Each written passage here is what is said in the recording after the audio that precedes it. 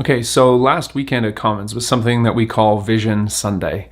And this is a time every year where we come together right after Resurrection Sunday and we look ahead and we think about where we are going as a community. And if you happen to miss out on that as a result of the crazy snowstorm we had on Saturday, no worries, we've got you covered. Just head over to our YouTube channel where you can find more details. Now, in addition to talking about vision for ourselves and our community, we also spent a little bit of time talking about this thing called Eastertide, or Easter time. And what this is a season in the church calendar right after Resurrection Sunday, where for 50 days the church recognizes the lives of saints and calls people to think about the life that we have in Christ. And one of the things that's been stirring my imagination about this is something that theologian and author N.T. Wright talks about.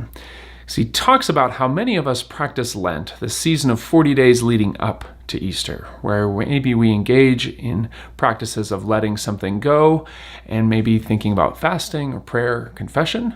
And then we tend to just celebrate for one day, and we totally ignore this practice of feasting and celebration of Eastertide that the church has held for many years.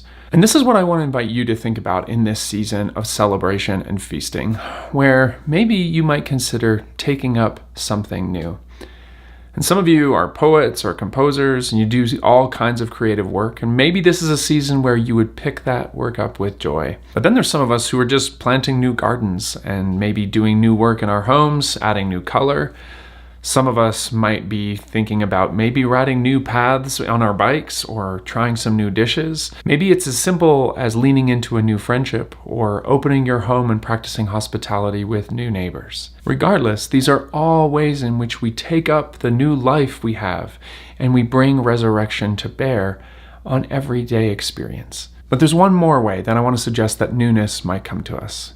Because historically, one of the practices of Eastertide has been to remind people of their baptism, to consider the ways that the new life they have in Jesus can be seen and commemorated in this event.